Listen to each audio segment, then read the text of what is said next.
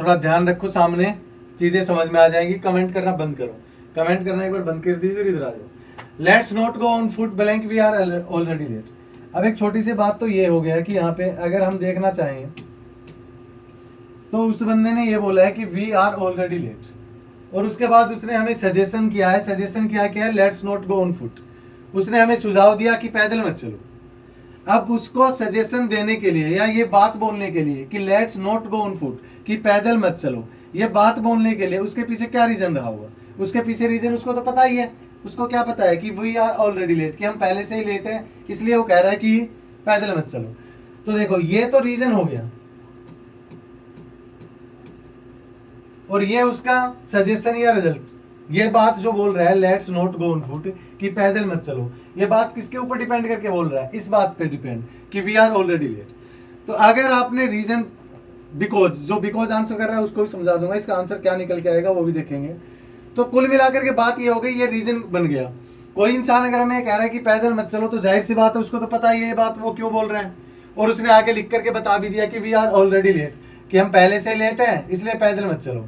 तो ये पहले से लेट होना रीजन हो गया पैदल ना चलने का। अब कोई हमें कह रहा है कि भाई पैदल मत जा, तू पहले ही लेट हो रहा है, तो पैदल मत जाओ, ये बात क्यों बोल पा रहा है? क्योंकि उसको पता है कि हम पहले लेट हैं, तो ये हमारा रीजन हो गया। लेकिन अभी हम देख के आ रहे हैं कि रीजन के लिए जो प्रेपोजिशन, सॉरी कंजंक्शन जो रीजन के लिए होता है वो हमारे पास सो होता है, हेंस होता है, देयरफॉर, सॉरी रीजन के लिए कंजंक्शन कौन सा होता है? एज होता है, बिकॉज होता है, सिंस होता है, फॉर होता है। रीजन के लिए दो तो अपोजिट रीजन के लिए होता है, इसका कोई लेना देना नहीं है। येट रिजल्ट के लिए होता है, इसका कोई लेना देना नहीं है। तो कुल मिलाकर के बात यह है कि यहाँ पे हमें रीजन बताना चाहिए, और रीजन बताना चाहिए तो जैसे जिन बच्चों के आंसर डी आ रहे हैं, डी बोले तो बिकॉज, जितने भी ऐसे स्टूडेंट्स हैं, जितने भी बच्चे ऐसे हैं जिनका आंसर डी आ रहा है, बिकॉज आ रहा है, वो ध्यान रख लेना बोर्ड के ऊपर, क्योंकि वो बच्चा बिल्कुल क्लैरिटी आएगी उसके अंदर जब इस चीजों को जान पाएगा कि आंसर ऐसा क्यों हुआ। अब दो ऑप्शन तो मैं वैसे ही एलिमिनेट कर देता हूं जिनका कोई आंसर नहीं बनना। ऑप्शन बचे हैं हमारे पास दो, एक फॉर और एक दूसरा बिकॉज। अब हम देख रहे हैं कि ये रीजन है तो सिंपली बिकॉज ही लिख देते हैं। अब बिकॉज तो हम लिख देंगे, कोई दिक्कत नहीं है।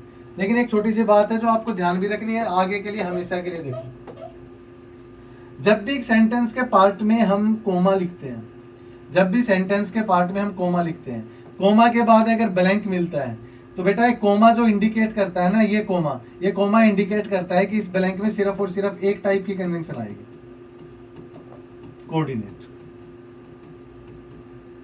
नहीं पढ़े तो कोई बात नहीं, आगे से ध्यान रखना।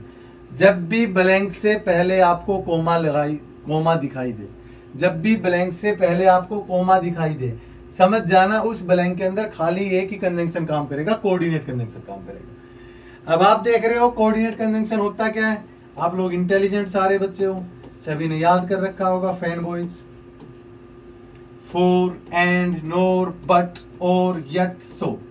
For, and, nor, but, or, yet, so, ये सारे के सारे हमारे कोऑर्डिनेट कंजंक्शन होते हैं। इसके अलावा जितने भी होते हैं वो सारे सबऑर्डिनेट होते हैं।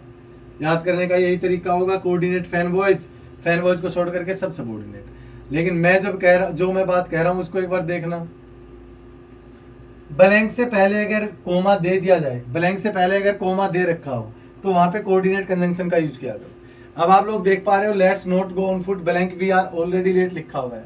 ये दो ऑप्शन खत्म हो गए। अब रीजन के लिए या तो हम बिकॉज लिखें, अब बचा हुआ फॉर। अब आगे से ये भी ध्यान रख लेना, फॉर भी रीजन के लिए यूज होता है। फॉर जो कंजंक्शन होता है वो रीजन की ही कंजंक्शन होती है। फॉर हमें लगेगा फॉर प्रेपोजिशन होती है, फॉर जो होता है वो रीजन की कंजंक्शन होती है। तो या तो बिकॉज आंसर है या फॉर आंसर है। अब बिकॉज आंसर हम कर नहीं सकते क्योंकि कोमा लगा हुआ है। ब्लैंक से पहले अगर कोमा दे रखा है तो कोमा का मतलब ये होता है कोमा लगा दिया तो आगे कोऑर्डिनेट कंजंक्शन ही आएगा। अगर कोऑर्डिनेट कंजंक्शन आएगा तो कुल मिला के आंसर हमारे पास फॉर बचा। बिकॉज भी गलत होगा। बिकॉज गलत होने का रीजन ये है कि बिकॉज सबऑर्डिनेट कंजंक्शन। अब आप देख पा रहे हो हम सोच क्या रहे थे, निकल के क्या आ रहा है। हम सोच रहे थे यट, हम सोच रहे थे बट, हम सोच रहे थे दो, हम सोच रहे थे यहाँ तक कि बिकॉज। बिकॉज जिसने आंसर किया वहां तक तो मैं समझ सकता हूँ, बिकॉज उसने दिया होगा कि हम क्योंकि हम पहले से लेट है। बात तो उसकी सही है, बिकॉज आंसर जिस भी बच्चे ने किया। लेकिन थोड़ा सा अगर उसको ये पता नहीं था तो आगे से ध्यान रखिएगा, कोमा लगाते हैं ना तो कोमा हमें इंडिकेट करता है कि हमें कोऑर्डिनेट कंजंक्शन का ही यूज करना है। तो आंसर हो गया। अब कुल मिलाकर के यहां तक चीजें क्लियर होगी। अब आपसे एक छोटा सा क्वेश्चन और मैं आपसे डिस्कस करना चाहूंगा। सेंटेंस है दे वेंट होम। आपका एग्जाम नजदीक है इसलिए मैं रिवाइज ज्यादा करवा रहा हूं, और रिवीजन का मतलब ये नहीं है कि आपको बस क्वेश्चन आंसर रटने हैं, उनके पीछे रीजन देखो कैसे क्या हो रहे हैं। They went home after the match या after the party. They went home after the party. इस क्वेश्चन के अंदर आपको कुछ नहीं करना, आपको सिर्फ इतना बताना है ये जो मैंने आफ्टर लिखा है ये पार्ट्स ऑफ स्पीच कौन सा है। इसके लिए मैं आपको ऑप्शंस देना चाहूंगा। ऑप्शन है पहला प्रेपोजिशन, क्या ये लिखा हुआ पार्ट प्रेपोजिशन है।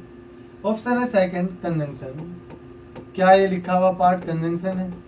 ऑप्शन है थर्ड एडवर्ब, क्या ये लिखा हुआ पार्ट एडवर्ब है। ऑप्शन है लास्ट डिटरमिनर, क्या लिखा हुआ पार्ट डिटरमिनर। सिर्फ पार्ट्स ऑफ स्पीच को पहचान करना है आपको, सिर्फ पार्ट्स ऑफ स्पीच बतानी है कि कौन सा पार्ट्स ऑफ स्पीच यूज हुआ है। दे went home after the party,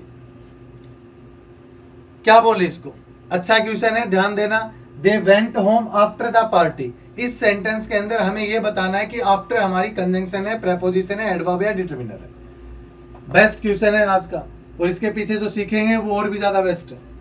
B B B B B B, चलो कंजंक्शन हो गया।